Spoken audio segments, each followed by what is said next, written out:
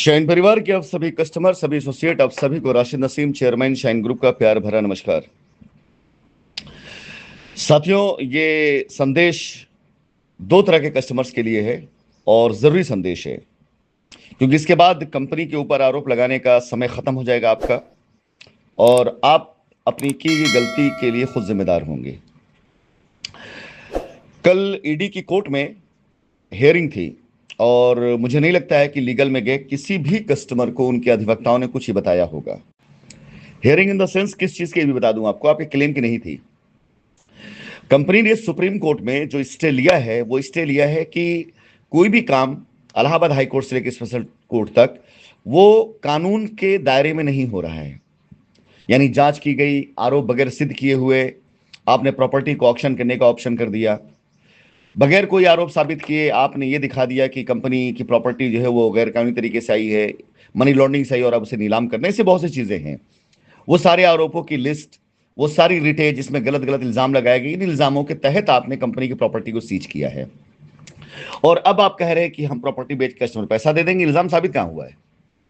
ऐसी कई चीजों के आधार पर सुप्रीम कोर्ट का स्टे ऑर्डर आया है और बाकायदा कानूनी प्रोसेस के तहत ही काम चले, अदरवाइज नहीं हो सकता है। इससे खैर, कल की डेट में ईडी की कोर्ट में हियरिंग थी और जिन जिन मुद्दों को लेकर के ईडी आई थी वो सारे के सारे मुद्दे कल औंधे मुंह के बल गिरे। जाहिर सी बात है, आप जिस इल्जाम में हमको मुजरिम बना रहे हैं उसका सबूत अगर आपके पास नहीं है तो पॉसिबल ही नहीं है कि किसी भी तरीके से इल्जाम हम पर साबित हो। तो कल की कहानी कुछ इस तरह से रही है कि कल पहला दिन था और पहले दिन ही कंपनी ने गेंद को बाउंड्री के पार किया है। यह बड़ी मामूली बात है, मैं बार बार कहता चला आ रहा हूं कि हमारे ऊपर मनी लॉन्ड्रिंग साबित नहीं होगी, नहीं होगी और नहीं होगी। और जब मनी लॉन्ड्रिंग ही साबित नहीं हमारे ऊपर होगी तो किसी भी हाल में हमारे ऊपर जो चार्जेस लगाए गए अगर वो साबित नहीं हो पा रहे हैं तो हमारी प्रॉपर्टी किसी भी हाल में कोई एजेंसी किसी भी कानून के दायरे में आकर के नीलाम नहीं कर सकती है। यह सिंपल रियल एस्टेट डिस्प्यूट है, ना कि मनी लॉन्ड्रिंग का केस। रियल एस्टेट डिस्प्यूट मतलब कि आपसे पैसा हमने लिया और हम आपको अभी आपकी प्रॉपर्टी नहीं दे पाए, यह सिंपल डिस्प्यूट दे सकते हैं, डिस्प्यूट खत्म। हमने आपसे पैसा लिया, आपकी प्रॉपर्टी हमने रजिस्ट्री आपको नहीं की, सिंपल सा डिस्प्यूट है, रजिस्ट्री कर सकते हैं, डिस्प्यूट खत्म। हमने आपका पैसा लिया, हमने आपका पैसा आपको वापस करना है, डबल में, ट्रिपल में, जैसे भी, ये हमारे और आपके बीच का एक डिस्प्यूट है। आपको आपका पैसा मिल गया, डिस्प्यूट खत्म। इसमें ना मनी लॉन्ड्रिंग आती है, ना इसके अंदर हवाला आता है, ना इसके अंदर अफ्रीका में गया पैसा आता है, ना इसके अंदर दुबई में गया पैसा, ऐसा कुछ क्योंकि सबूत ही नहीं मिला है। तो आपने आरोप लगाए बहुत बड़े बड़े और आरोप के बाद आप उसका फायदा ले रहे हैं सिर्फ खाली इसलिए कि हम जमीन कस्टमर को दे दें, पैसा कस्टमर दे दें और खत्म, सारी चीजें पॉसिबल ही नहीं है। अब संदेश किन कस्टमरों को है? संदेश पहला तीनों वकीलों के कस्टमरों को है। बड़ा वाला दलाल सत्येंद्र नाथ श्रीवास्तव, जिसके बातचीत का ना कोई सिर होता है ना पैर होता है, झूठ इस हद तक कि अगर हल्का सा पत्ता खड़क जाए जो दिखाई दे कि हाँ कानूनन कोई चीज हुई। मेरे सुनने में आया कि मिर्जापुर की एक जमीन राजस्व विभाग की बकायदारी की वजह से, कंपनी के पास नोटिस रिसीव ना हो पाने की वजह से, कंपनी का ऑफिस बंद होने की वजह से जिला प्रशासन ने उस जमीन को नीलाम किया राजस्व विभाग के नुकसान के लिए, जिसे हम कहते हैं कि चुंगी जो दिया जाता है, मालगुजारी दिया जाता है। तो इतनी जमीन होने के बाद मालगुजारी पैसा वहां पे न जमा होने के कारण उस जमीन की नीलामी की प्रक्रिया की गई। हमने उस पर भी स्टे डलवाया कि हमारी कंपनी चल नहीं रही है तो कहां से हम पैसा दे सकते हैं। इस बात को वो दलाल दिखाता है कि मैंने ये करा दिया, मैंने वो करा दिया। तो खैर, अब तो आपको समझ में आ जाना चाहिए कि ये दलाल वकील जिसकी नॉलेज जीरो के बराबर है, जीरो, ये आपको क्या पैसा दिलाएगा। गाड़ी के पेट्रोल डलवाने तक का तो पैसा था नहीं इसके पास 2018 तक में। आप लोगों के पैसों से ये गाड़ी का पेट्रोल नहीं, गाड़ी बदल ली होगी इसने। आज इसके जितने कस्टमर हैं जो उस समय इसकी चिकनी चुपड़ी बातों में आकर के फर्जी एफआईआर कराकर बैठे थे, आज सब के सब सिर्फ अपना पैसा नहीं गंवा रहे हैं बल्कि इनके ऊपर केस हो रहा है। सबसे बड़ी और सबसे दर्दनाक बात यह है कि इसके हर एक कस्टमर के ऊपर मनी लॉन्ड्रिंग का केस होगा, क्योंकि इसके कस्टमरों ने अपने एफआईआर में जो आरोप लगाए हैं वो झूठे हैं और आरोप साबित नहीं हुआ तो सेम आरोप पर उन पर मुकदमा दायर हो जाएगा। सेक्शन 271 ये कहता है।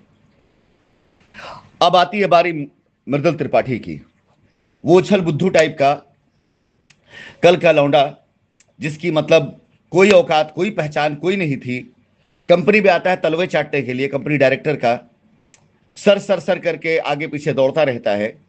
उसे यह बात पता रहती है कि अगर बाहर निकल करके पब्लिकली कुछ बकेगा, पब्लिक के बीच में, तो मार खा जाएगा। वो जब अपने उसमें चला जाएगा, दायरे में चला जाएगा, उसे लगेगा कि नहीं अब मैं सुरक्षित हूं, तो आकर के वो उल्टी सीधी बकवासें करना शुरू करेगा। और अब वो बकवासों का दायरा इतना बढ़ चुका है, ईओडब्ल्यू के अधिकारियों का नाम ले लेकर इसने इतना डराया एसोसिएटों को कि अब वो सारे एसोसिएट्स के खिलाफ सबूत और गवाही दोनों देने तैयार हो गए हैं। जिस तरह से कानपुर में जाकर के इसने कानपुर के प्रेसिडेंट, वहां के लैंड मैनेजर को ईओडब्ल्यू के डायरेक्टर का नाम लेकर के इसने डराया था, ईओडब्ल्यू के कुछ आईओ के साथ मिलकर के ये उनको डराता था। इन गधों को यह बात नहीं पता थी कि उन सभी के सभी लोगों के अंदर डर उस समय बैठा था, इसमें कोई दो राय नहीं। लेकिन जो अपराध वो कर रहे थे ना, उसके खिलाफ सबूत इकट्ठा कर रहे थे। वो इसकी रिकॉर्डिंग, इसकी वीडियोस, वो सारी सारी चीजें उस समय जो लोगों ने बना कर रखी थी भविष्य के लिए, अब वो उनके काम आने वाली है, उनको बचाने के लिए। क्योंकि अगर वो ये साबित नहीं करेंगे कि उन्होंने कोई गलती या कोई भी अपराध दबाव में, प्रेशर में, धमकाने से किया है, तो वो फंस जाएंगे। और ये बात ध्यान रखिएगा, मजबूरी में अगर किसी इंसान को आत्मरक्षा के लिए किसी का मर्डर भी करना पड़ जाए, तो उसे मर्डर नहीं बल्कि उसे आत्मरक्षा कहा जाता है। ऐसे यदि कोई व्यक्ति, यदि कोई पुलिस अधिकारी या कोई पुलिस की वर्दी में व्यक्ति या अपने नंबर से कोई व्यक्ति फोन करके किसी भी ऐसे एसोसिएट को या ऐसे ऑथराइज सिग्नेटरी को डरा रहा था, धमका रहा था और अपने मनमाफिक काम ना करने की वजह से उसको जेल भेजने की धमकी दे रहा था, उसके खानदान को जेल में डालने की धमकी दे रहा था, उसके माँ बाप को जेल में डालने की धमकी दे रहा था, उससे मजबूर होकर के किसी व्यक्ति ने कोई गलत काम किया, उसका सबूत उसके पास में है, तो यह अपराध नहीं बल्कि यह ब्लैकमेलिंग कहलाता है। मृदुल त्रिपाठी और सत्येंद्र नाथ श्रीवास्तव के द्वारा मिली हुई सरकारी सुरक्षा का दुरुपयोग करते हुए इन लोगों ने, इनके साथ जो गार्ड चल रहे हैं, इसीलिए हमने इसका अपोज नहीं किया था, सिर्फ इसलिए कि इनको ये गार्ड लेकर चलने दें, जितने अपराध करने हैं करने दें। एक दिन ऐसा आएगा कि इनकी सिक्योरिटी में चलने वाले गार्ड इनके खिलाफ सबूत बनेंगे, गवाही देंगे, क्योंकि सरकारी गनर इनको दिए गए इनकी सुरक्षा के लिए, और उसका प्रयोग इन्होंने एसोसिएटों को दिखा करके, कस्टमर्स को दिखा करके, लैंड मैनेजर को दिखा करके गलत काम किया, अपने हित का काम किया है, तो ये तो अपराध हुआ, क्योंकि सरकारी संसाधनों का दुरुपयोग हुआ। ये साथ ही साथ एसोसिएट, कस्टमर, लैंड मैनेजर को धमकाना, डराना, बरगलाना, यह ब्लैकमेलिंग में आता है और संगठित अपराध के दायरे में आता है। और इसका सबूत वो सारी की सारी सरकारी संस्थाएं बनेंगी जिन संस्थाओं के द्वारा इन्होंने ये अपराध कारित किया। अगर वो सारे लड़के जिन्हें डरा करके इन्होंने अपने मनमाफिक काम कराया, अगर वो इनके खिलाफ लिखित देते हैं, सबूत देते हैं, तो उनको विक्टिम माना जाएगा और उनके खिलाफ एक्शन नहीं होगा। और अगर वो लड़के नहीं देते हैं, डर जाते हैं, तो डर की वजह से आप मुजरिम थे कल, आज बन रहे हैं, और आज जब मौका मिल रहा है तो आप इस मौके को गंवा रहे हैं। अब आपके हाथ में है कि आपको विक्टिम बनना है या एक्यूज बनना है। ये तो गए, इसमें तो कोई दो राय नहीं। इनके खिलाफ तो इतनी सबूत है, इतने सबूत है, इतने सबूत है कि ये तो गए। इनका तो भगवान भी बस भला नहीं करने वाला है, और जब इनका भगवान भला नहीं करेगा तो इनके कस्टमरों का कौन सा भगवान भला करने वाला है। जिन कस्टमरों का ग्रुप बना करके उल्टी सीधी बातें डालते रहते हैं, उल्टे सीधे वीडियोस ऑडियोस डालते रहते हैं और ये दिखाने की कोशिश करते हैं, देखिए हमसे बड़ा गुंडा वकील कोई दूसरा नहीं है, हम ये करा लेंगे, वो करा लेंगे। अब इनकी सारी की सारी जितनी भी इस तरह की हेकड़ी है, वो बहुत जल्दी 2-4 सरकारी पेपर आगे जाने दें, उसका देख रिट आने दें, इनके सारी करतूत कानून सामने आने दें। देखिए कैसे ये अपनी बिल में छिपे बैठे रहते, बाहर नहीं निकलेंगे। फिलहाल मेरे पास ये जानकारी आई कि ये भाई साहब मेंटली प्रिपेयर हो चुके हैं कि मुझे जेल जाकर के कुछ दिन गुजारना पड़ेगा। खैर चलिए, जब ये जेल चले जाएंगे या इनका दिमाग हो ही गया कि जेल जाना है, तो आप कस्टमर का हित करके तो नहीं जाने वाले। ये आप ये भी जानते हैं इस तरीके से कि जिस दिन की गिरफ्तारी हो गई, जिस दिन ये जेल चले गए, उस दिन ये आपसे तो बिल्कुल ना मिलने वाले कि हाँ भाई साहब आप परेशान हो, मैं आपका काम करके दूंगा। तो आप कस्टमर भी, जो इनके कस्टमर है, वो मान के चलिए कि आपकी लुटिया डूब गई। अब आती बारी ऋषभ राज। अभी मैंने इसके ऊपर दिमाग ही नहीं लगाया है। इसकी हरकतें, इसकी हर एक चीज, एक्टिविटी मॉनिटर की जा रही हैं। अभी मैंने इस पर दिमाग नहीं लगाया है, क्योंकि इसने ही वो स्टोरी बनाई हुई है, शाइन सिटी स्कैम की स्टोरी, 68,000 करोड़ का, जो सबसे बड़ा कह सकते हैं ना कि ब्रांड एम्बेसडर। वो अगर सत्येंद्र नाथ श्रीवास्तव इस फिल्म की हीरोइन है तो ये इसका हीरो है।